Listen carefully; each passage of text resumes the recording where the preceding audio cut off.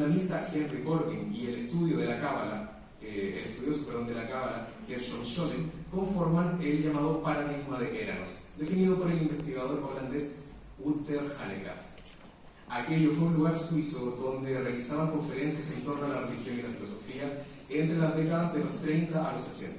Desde aquel enfoque, principalmente teórico y metodológico, se da uso a las categorías de mito, símbolo, arquetipo o inconsciente colectivo. Conviene señalar que Eliade sigue más la línea tradicionalista a favor de René Guénon. Este considera que el esoterismo moderno era una degeneración más de la modernidad, lo cual se distancia de la perspectiva de Francis Yates. Los esoteristas del siglo XIX, como Eliphas Levi en Historia de la Magia o Madame Blavatsky en La Doctrina Secreta, se preocuparon tanto por construir sus textos doctrinales como por recuperar un desarrollo cronológico de su propio linaje, lo cual, según Chávez, está impregnado de un aura romántica.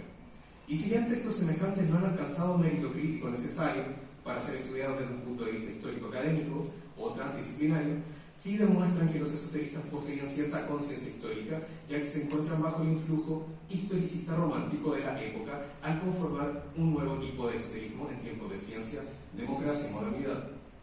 Ahora bien, es Antoine Fabre quien delimita un paradigma conveniente para el esotérico como una forma de conocer la realidad, lo cual se identifica por la presencia de 6 rasgos, en general 4 básicos y 2 que suelen ser más optativos. El primero es el trasfondo de correspondencias que mueven el universo, en donde las relaciones entre elementos pertenecen a órdenes distintos. Tal es el caso de fundamental con analogías para expresar la forma de pensar. Otro, la naturaleza concebida como un organismo viviente y jerarquizado, con dimensiones visibles e invisibles, por lo que no se trata de un funcionamiento impersonal y unidimensional, según lo establecería el materialismo ilustrado. Otro es la imaginación, por sobre la razón. Se concibe como la facultad humana por excelencia, la cual se vincula a la intuición y en ocasiones al exceso de arquetipos. Es una herramienta de conocimiento del yo, del mundo, del mito. Ahora bien, observemos cómo se vincula dicha perspectiva conceptual a la novela que nos convoca. Corría el año 1902, Chile se forjaba literariamente en el discurso de conciencia social, crítico para las urgencias éticas y morales de un contexto en decadencia.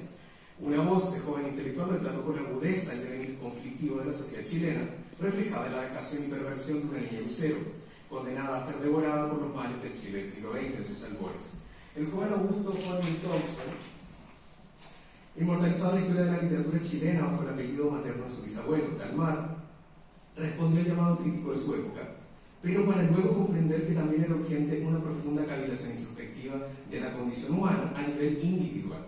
El filósofo Eduardo Antonio Sui, en su trabajo teórico El ocultismo y la creación poética, detalla el valor de la poesía como espacio propicio para la vinculación de lo oculto, el poder que tiene la palabra en términos mágicos. En este sentido, el discurso dalmariano, además de verse influenciado por el impresionismo romántico de Carlotti o el simbolismo romántico de Maurice Maeterlinck, cobra sentido y fuerza significativa gracias al revestimiento poético de su forma, pues la poesía es uno de los mayores terrenos fértiles para la evocación de planteamientos esotéricos. Conviene señalar que en la novela los protagonistas iniciales establecen el valor de su existencia en la nostalgia de los recuerdos, y más aún de las posibilidades perdidas que, sin ser consumadas, aún así pueden conformarse como recuerdos.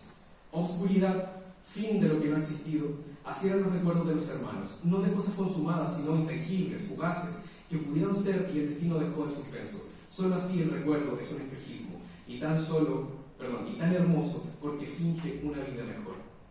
Tal como la hubiésemos deseado, sobre todo tal y como no fue, soñar es también recordar, pero recordar lo que no se conoce. En este sentido nos encontramos con algo diferente a un recuerdo normal. Así como esta es la historia de un otro lot, la articulación de la memoria en la obra es para un otro recuerdo. Conjurar con la evocación a lo que nunca fue no es sino el acto mismo de imaginar. Y es que Dalmar, gran representante del imaginismo en Chile, nos demuestra cómo también se observa de forma coherente otro de los elementos relevantes para la configuración de una estética esotérica, el poder intuitivo de la imaginación como forma de la razón. Además, este afán nostálgico de recuerdos delimita con más notoriedad lo esotérico en Dalmar, separado de lo místico. Recordemos que esta figura de Lot, que miró hacia atrás, quizás por nostalgia, no renegó de Sodoma. El Lot de Dalmar está en un sendero espiritual, pero no es el cristiano.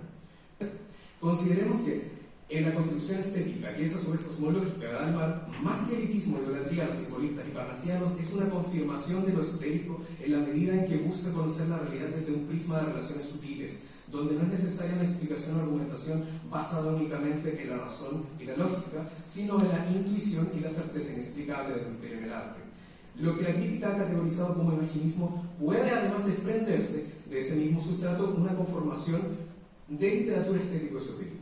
El uso de este adjetivo y sustantivo de lo esotérico y el esoterismo es una oportunidad de profundización y precisión en la tendencia estética, ideológica y cosmológica de algunas mentes intelectuales que nos otorgan sus frutos literarios, como Dalmar, ese gran símbolo errante de la literatura chilena. El hecho de que haya sido gran representante de dos movimientos opuestos entre sí da cuenta no solo de una versatilidad creativa, sino además de una forma de discurso de resistencia crítica al modelo de pensamiento de su época y su nación, y ante las circunstancias de decadencia social por los vicios y la falta de ética y moral amparadas en la equidad social. Para finalizar, la novela conforma una posibilidad de apertura al género de novela de corte esotérico chileno, que junto a otras obras del mismo autor y otros autores que podríamos considerar, posibilita la conformación de un corpus de esoterismo literario que se sostiene en la resistencia ante las circunstancias ruinosas. El molino viejo es inútil, la muerte prematura como forma de continuidad física de la vida, la muerte del hijo, la muerte de la mujer, la vinculación de dualidad, la complementariedad de la unidad que se ha reencontrado, por cierto, elemento similar propio del milenarismo visto en esa fusión icónica de lo que sería Hermann Hesse en sus obras en Alemania. Son solo algunos elementos que dan plausibilidad a la lectura. Estas han sido las concisas aproximaciones a la estética de corte esotérico, y el grueso análisis podrá verse en algún artículo o esperemos en una futura tesis. Gracias por su atención.